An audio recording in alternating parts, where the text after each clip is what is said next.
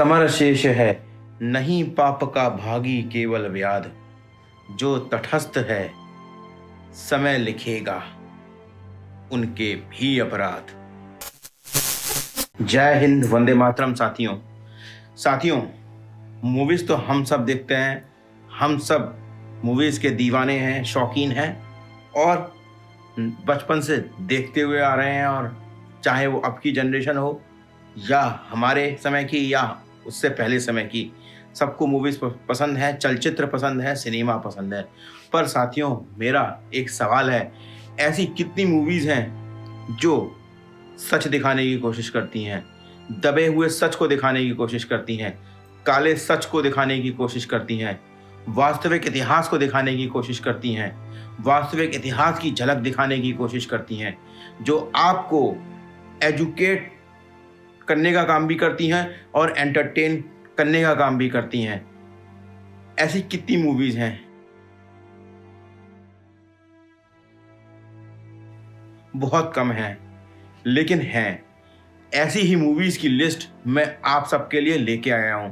हो सकता है आप सबने मूवीज देखी हो और आपको भी मूवीज मेरी तरह उतनी पसंद हो, और शायद ना हो, और कुछ लोगों को ऐसा भी लगता होगा, क्यों ये फालतू मूवीज बना दी, क्यों इन पे पैसा खर्च कर दिया, एक प्रोपेगेंडा को स्प्रेड कर रहे हैं। साथियों, बात तो सही है। जिसकी जो सोच हो वो अपनी सोच के साथ रहे। मैं तो इसी सोच के साथ हूँ। ऐसी मूवीज बननी चाहिए, और वो प्रोपेगेंडा नहीं है, वो वास्तविक इतिहास है। क्योंकि जब जब ऐसी मूवीज आती हैं तो इन लोगों का विधवा विलाप, इन लोगों का प्रलाप चालू हो जाता है। ऐसा लगता है जैसे इनकी अभी अभी नई शादी हुई हो और इनका खसम मर गया हो।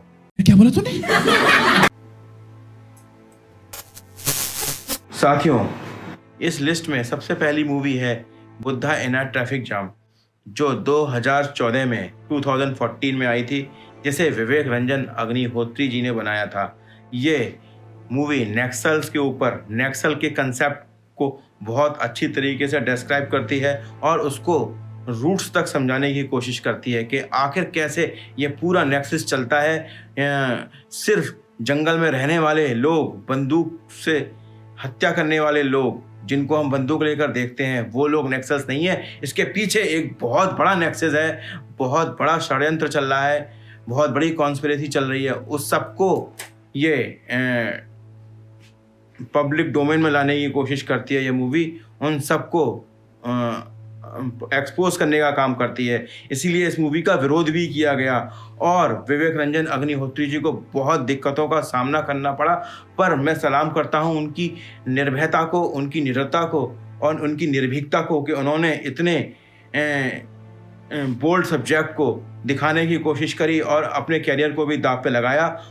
इसके चलते उन्हें इंडस्ट्री से अलग थलग कर दिया गया और उन्हें काम भी नहीं दिया गया और उनके परिवार को धमकियां दी गई, जान से मारने की, रेप थ्रेट्स, और उनका कंधा भी तोड़ा गया। मैं ये अपने आप नहीं बोल रहा कोई बात, ये उन्होंने इस मूवी को बनाने के बाद एक बुक लिखी थी, अर्बन नक्सल, जिसमें उन चीज़ों को डॉक्यूमेंट किया गया है प्रॉपर तरीके से और बताया गया है कि फिल्म मेकिंग की प्रोसेस क्या है, उसमें क्या क्या दिक्कतों का सामना करना पड़ा।